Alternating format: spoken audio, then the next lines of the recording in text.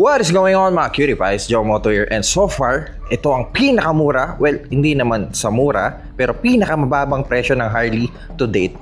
Boys and girls, this is the Harley Nightster.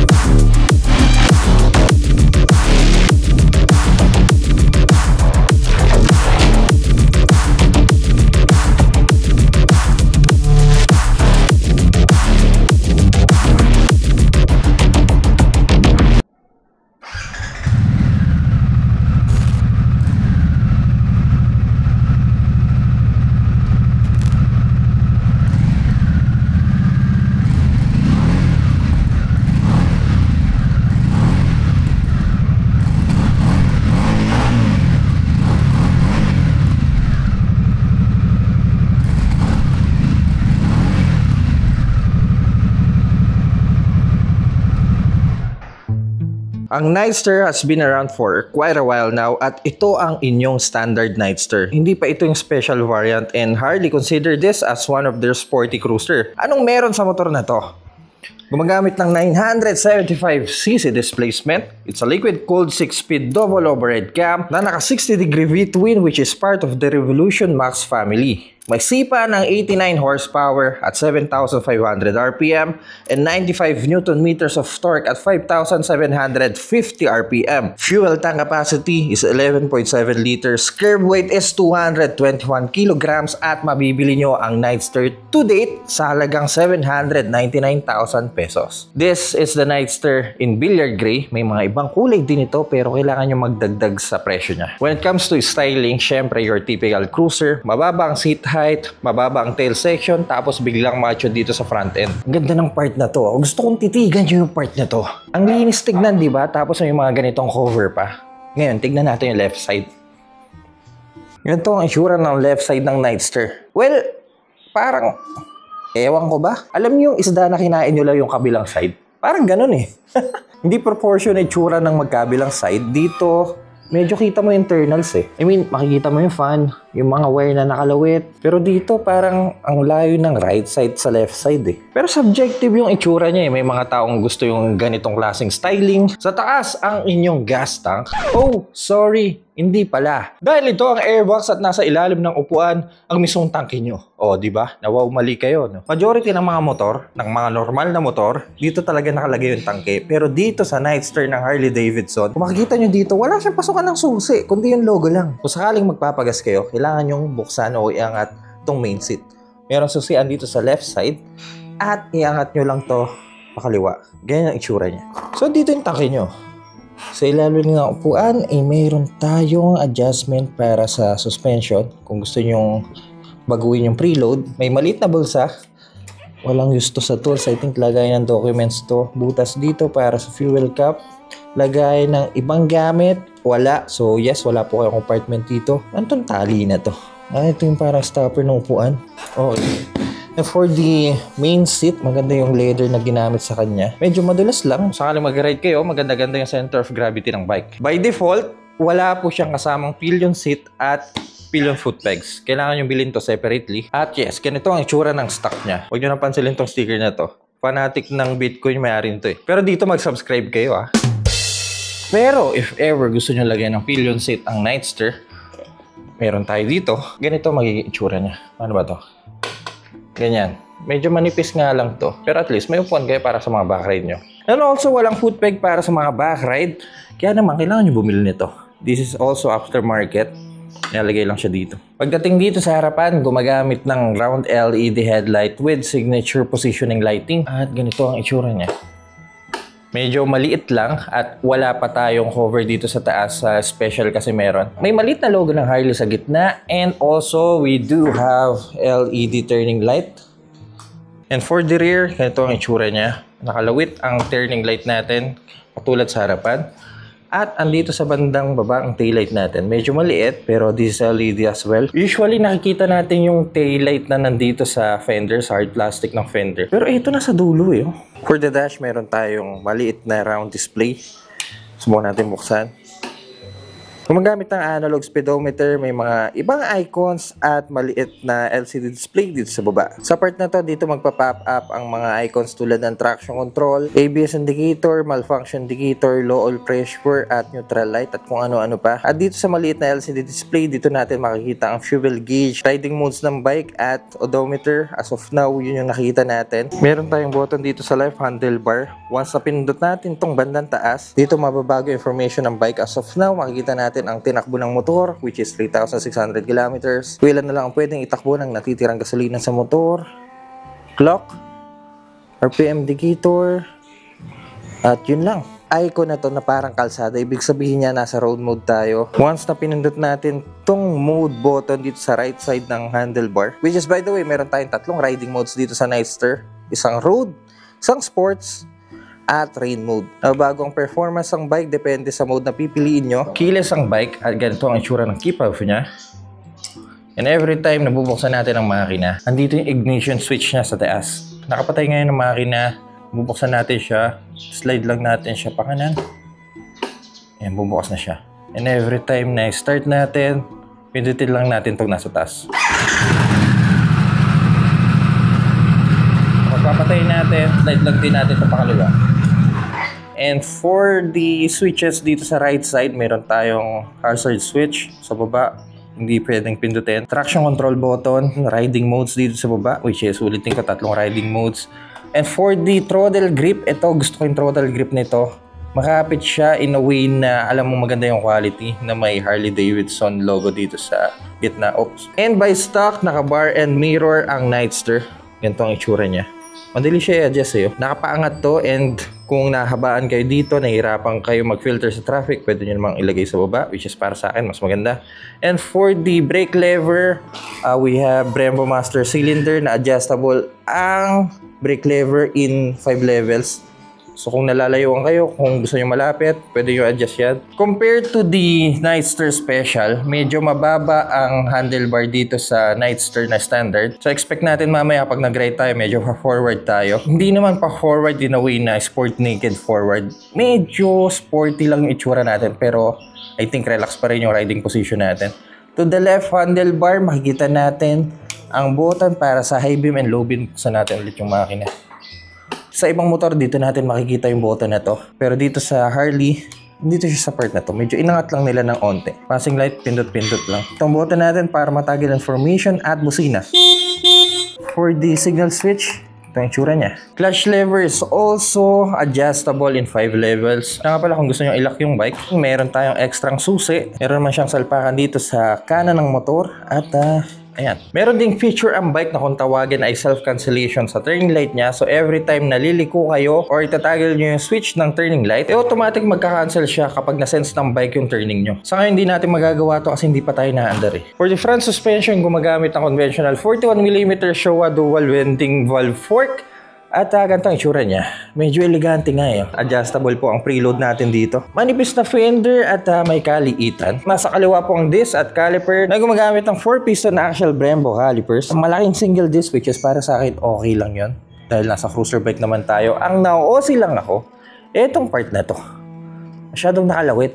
Malaking 19 inches alloy wheel dito sa harap. Na maganda ang design, mukhang hybrid na star yung itsura niya. At may reflector sa magkabilang suspension. For the radiator, ganito na ang itsura niya. By the way, itong radiator cover na meron dito, aftermarket na to. By stock, wala pang cover to. At kung nagtataka kayo kung asan ang battery ng Nightster, andito sa ilalim ng radiator. Ewan ko ganito yung engineering ng Harley. Maganda ang itsura ng right side, sinabi natin kanina. Air cleaner dito na may nakasulat na Revolution Max 975 logo. Dahil nasa V-twin bike tayo, ganito ang itsura ng piping niya. Meron dito sa part na to at dito sa part na to. Dalawang shock sa likod na nakamount sa rectangular steel swing arm. For our brakes dito sa rear, also naka single piston Brembo caliper po tayo. At dahil nasa cruiser bike tayo ng Harley, And naka-belt drive tayo. Ikukumpara natin sa mga typical bike ngayon na naka-chain, less ang maintenance dito at mas matagal ang buhay. Yun nga lang, may kamahalan lang siya kapag papalit na kayo. And for the rear tire, medyo maliit ang gulong natin dito sa likod. Kung sa harap, naka 19 inches wheel tayo. Sa likod naman, naka 16s lang tayo. Gumagamit ng special tire ng Dunlop in collaboration with Harley na may sukat na 150/80 dito sa rear at 100/90 naman sa harap. Which is, by the way, tubeless ang dalawa. So that's it for our familiarization. Ba't ka na ilaw? At tara na sa first ride. Excited na ako dito. First ride sa Harley Nightster. Ang haba ng motor na to. So far, ito ang pinakamababang presyo ng motor ng Harley na may offer nila. At nilagyan na natin ng mga aftermarket tulad nitong pillion seat at pillion foot pegs. Other than that, all stock pa rin yung bike, mirror, exhaust at kung ano-ano pa. Baba talaga ng Harley, lalo na para sa daan dito sa Pilipinas. Ang ganda ng part na to yun. And then kung titignan natin siya dito sa kaliwa, ayan, ganyan. Medyo weird, no? Alright, mga cutie pies. Unang, upo. Pakababa. Alright, so seat height is 705mm.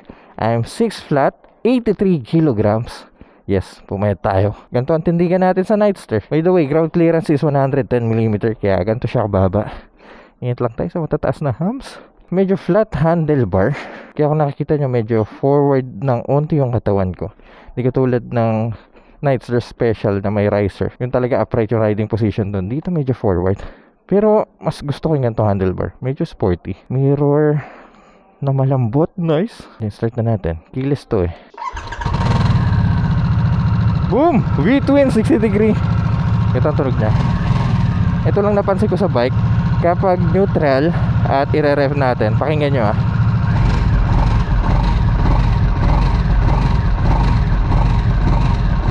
Diba? Pero once na pinigaan natin yung clutch kahit neutral, yun, medyo tuloy-tuloy na siya. Nasa road mode tayo, just nasa balance mode ng bike. Traction control, hindi ko malaman kung naka-on dahil nagbiblink siya. Siguro mamaya pag na-under na. Oops, I think that's it. Okay na tayo. Tara na. Una sa lahat, unahan ko na kayo. Mainit yung bike. Di lang sa upuan, di lang sa right side ng legs nyo, buong lower part nyo. Yun nga lang, wala tayong bike temperature para sana malaman natin kung gaano na makainit yung bike. Simple lang yung dash natin eh. Anyway, subukan natin mag-filter dito sa traffic na to na ganito kahaba ang handlebar. Sabayan mo pa ng bar and mirror. Na tayo dito sa gitna. Op! Kaya ba to? Nakaya naman. Pero bihado eh. Sobrang haba ng handlebar.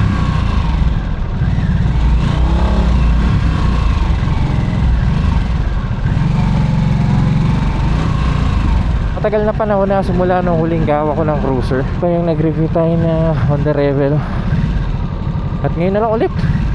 Huling nahawakan ko pa DCT. Para sa taong puro naked sport at sport bike ang hawak, medyo naninibago pa ako sa low center of gravity ng Harley at sa laki ng 19 inches wheel sa harap. Imagine na may stuck ka sa ganitong traffic ng naka-Harley. Diyos ko po. Ako po, dito na magkakaalaman. Masyadong baba yung bike at matataas ang humps dito. Lalay lang. Yun na. Kumatok. Nag-hello yung humps. Just bear in mind kapag ito ang gamit nyo at may angkas kayo, lalay lang kayo sa hump.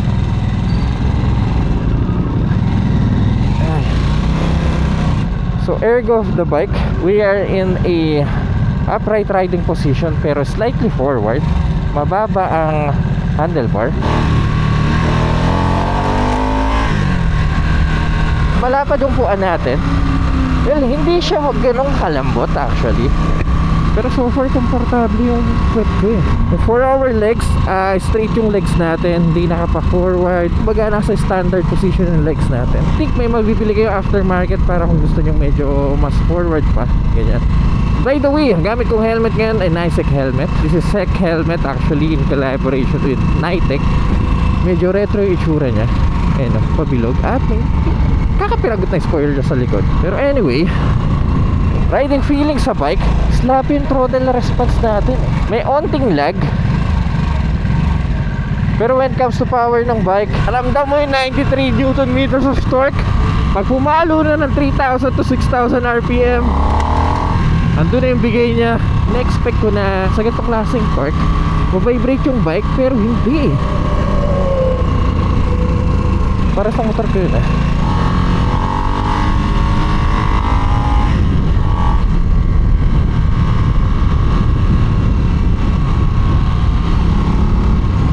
Pero dude, kalmado siya gamitin Napansin ko lang din, medyo matigas yung gearing natin.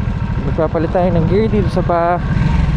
Medyo mahirap siya sungkitin. Pero may kalambutan yung clutch lever natin, which is nice. Itong mababaw lang yung clutch. Unting bitaw ko lang forward agad yung bike. So na, nasa road mode tayo. Kapag ilalagay ko sa sports, yun na!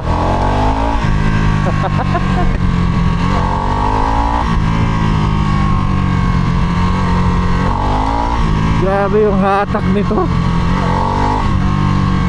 Ito.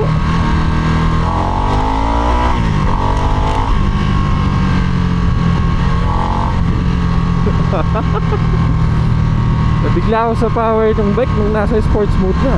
While riding in mid RPM, slight vibration sa foot pegs, pero sa handlebar wala. Subukan natin self cancellation ng turn indicator nito. So kakalinga tayo. Tignan natin kung mamatay ba.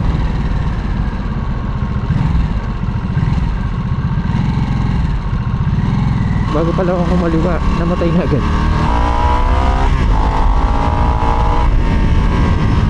Woo!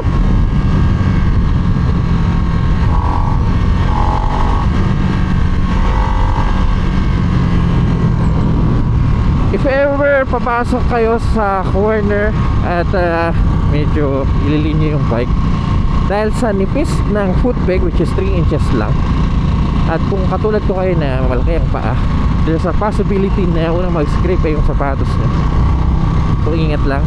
Pagdating sa tunog, naka-stock exhaust pa tayo actually. Hindi ko alam kapag lalagyan na to ng aftermarket exhaust, doon talaga natin marinig yung pagkabarumbado ng Harley. For the handling, medyo mahirap siya in full turn, pero like any other bike, sanayan lang din. Alam niyo yung upuan niya, yung pagka-leather niya madulas So every time na napiga tayo at nag-engine brake, nag-i-slide lang yung puwet natin. Pag-usapan natin yung presyo niya. Ito ang pinakamurang Harley na mabibili nyo ngayon. This price at 799,000 pesos. Well, hindi mura yun, pero ito yung pinakamababang presyo ng Harley na mabibili nyo. Kasi alam naman natin, Harley na top tier brand. Pero keep in mind, wala masyadong technology yung bike for its price and displacement. Kasi nasa standard Nightster tayo. Meron naman yung S. Yun yung maraming tech and features. For additional, magkano ba? 36,000. And for its engine, same family to ng Pan Am. So mas maliit lang yung makina nito. Para sa akin yung presyo niya, considering Harley bike na to, okay na din. Nasasanay na ako sa handling. Pag-usapan naman natin yung mga competitor niya. Huling nasubukan kong cruiser ang Honda Rebel 1000, yun yung DCT. Masasabi kong mas manly ang Harley dahil sa itsura ng bike, yung stance natin, yung hawak ko sa handlebar, yung lapad ng bike, yung haba ng bike. Mas pipiliin ko ang styling ng Harley. Pero pagdating sa engine hit, ibang level tong motor na to. Honda Rebel, di mo masyado mararamdaman Kung beginner ka at gusto mong tumalon agad sa motor na to, para sa akin pwede kasi unang-unang baba ng seat height niya. 705mm, para sa akin sa pangkalahatan, actually kahit babae kaya to Payo ko sa inyo, wag na wag nyong susubukan ang motor na to kapag may bibilin lang kayo sa palengke.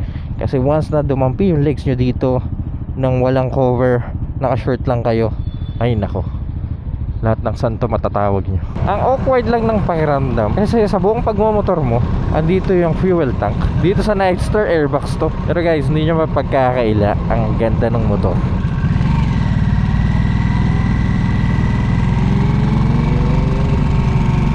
Nakita nyo naman yung takbuhan natin kanina. mixed riding style, naipit tayo sa traffic. Kumusumo ang Nightster ang 19 km per liter, which is para sa akin not bad para sa displacement niya. 975cc displacement with twin at ganun yung konsumo ng bike.